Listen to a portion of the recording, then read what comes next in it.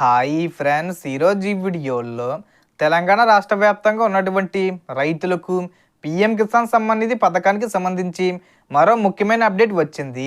22వ విడత 2,000 రూపాయలను ఈ జనవరి నెలలో విడుదల చేయబోతున్నారు. సో ఎవరెవరికి డబ్బులు పడతాయి, ఏ తేదీని పడతాయి, అర్హతలు ఏంటి, రూల్స్ ఏంటి, సో దానికి సంబంధించిన పూర్తి ఇన్ఫర్మేషన్ ఈ వీడియోలో తెలుసుకుందాం. అండ్ వీడియో మిన్నస్తే లైక్ చేయండి ఫ్రెండ్స్. మీరు చేసే ఒక లైక్ వల్ల ఈ వీడియో ఇంకో 10 మందికి రికమెండ్ అవ్వడం జరుగుతుంది ఫ్రెండ్స్.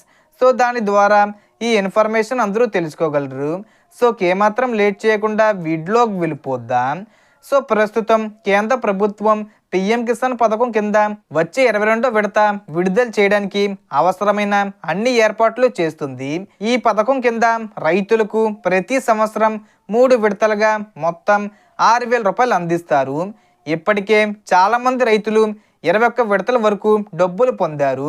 ఇప్పుడు 22వ విడతకు సంబంధించి రాష్ట్రాల వారీగా లబ్ధిదారుల జాబితాలు సిద్ధం చేసి కేంద్రానికి పంపడం పూర్తయింది. ఆ జాబితాల ఆధారంగా రైతుల ఖాతాల్లోకి నిధులు జమ చేసే చర్యలు జరుగుతున్నాయి.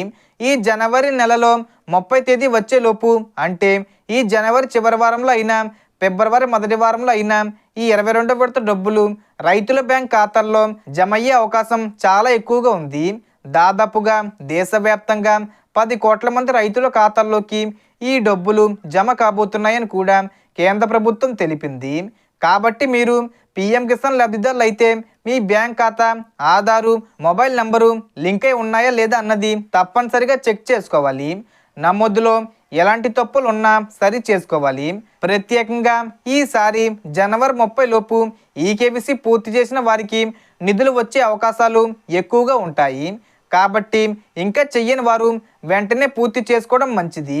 పిఎం కిసాన్ పథకం కింద అర్హతలు కూడా స్పష్టంగా ఉన్నాయి.